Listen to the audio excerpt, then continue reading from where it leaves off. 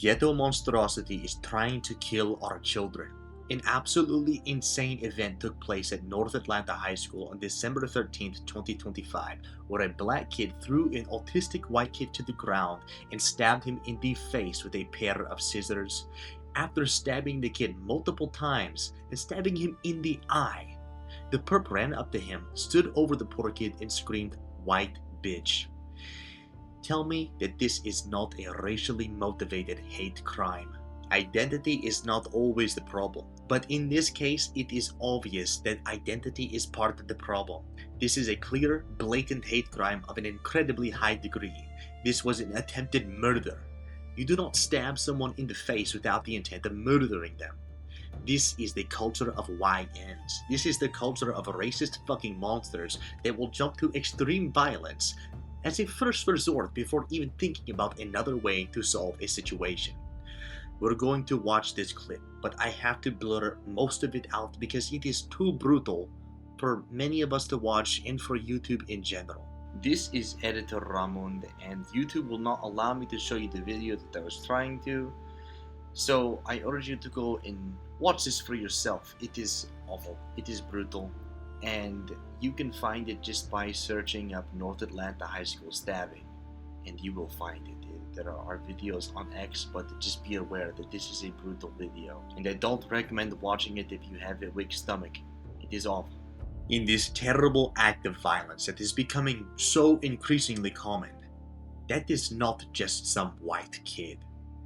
This is your child. This is your nephew. This is your cousin. This is your best friend. This is your brother. We have to realize how incredibly insane and desensitized so many people around the world have become. They've become so insane and so desensitized that they've devolved into something worse than barbarism. Something worse than what our most primal thoughts and urges are. These people have become evil. As Odin says in the Havamal, in stanza 127, he says, "To take this advice, it will be useful if you learn it. Do you good if you have it.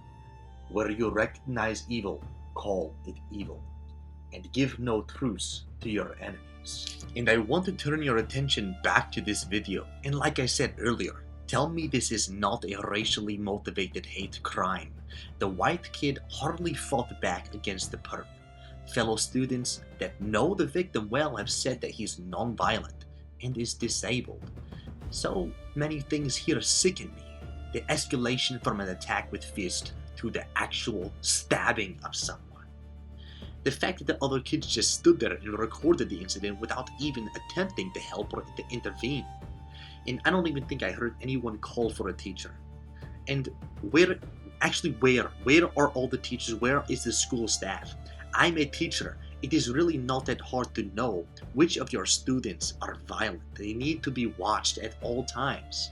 And being in a school in Atlanta, which is already a crime-ridden shithole, ranking as the 9th most murderous city in America as of 2025, they should have staff watching all hallways during passing periods. This is just a must-have.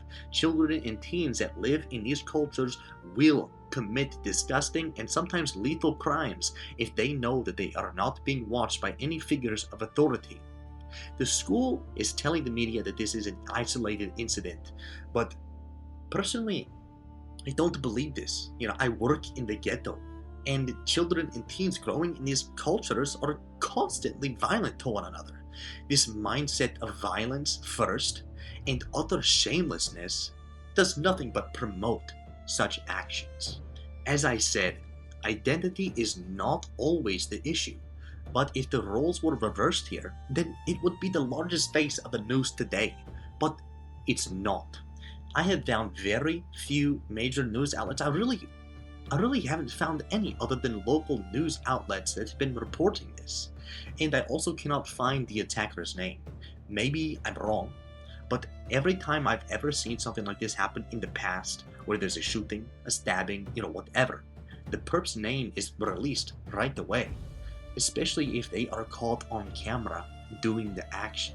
A prime example of this is the Cinnabon worker lady that called that Somalian couple the N-word. out, because they were repeatedly coming in and harassing her, trying to get her to wear a hijab because she was sexualizing her body and putting her into a corner, hoping to get some reaction out of her. And she has thus lost her job because Cinnabon refused to look more into the situation before taking action. I guarantee you that if the victim here had been caught saying the N-word, then people would be lining up to say that he deserved to get stabbed, because some of the people who use this word every day, hear it on TV, in rap, and in conversation, for some reason have the belief that any crime is justified against a white person if they simply use the word. Just like this retard right here, who was bitching and complaining about how Austin Metcalf got what he deserved after telling Carmelo Anthony to move, and then Carmelo Anthony stabbed him in the fucking heart and ran away because he's a fucking ghetto thug. That being said, there is a terrible sickness in our world right now where content is inflated so wildly to be so impactful that it has brought us to a time where harsher conflict becomes more exciting content. People are pushed to rage as a result of little to no emotional discipline. This is reinforced by media and validated by woke and ghetto ideologies. And children are raised by lowbrow, low-life individuals that have nothing good to give to the world and live off of the forced charity of others. A third of Gen Z was aborted before they could ever come to see this beautiful world. And those that remain are plagued by a widespread culture of brain rot, rage, shamelessness, and amorality for fun. We have a world to fix, my friends. As mortal men and women, we do not have the magical spells of Odin for defense, help, relief, and the making of peace. But what we do have is our will as a society that wants to do these very things. We must protect our children from such evil and help to cleanse it from other areas through our actions. May we pray for the full and speedy recovery of this child who is our child, who is our nephew, who is our cousin, who is our best friend, and who is our brother. And for the penance of this violent attacker and the culture that bred him. Please like and share this message if you're done with this silence, and please leave your thoughts and prayers down below, and let me know if there is anything else you would like for me to cover.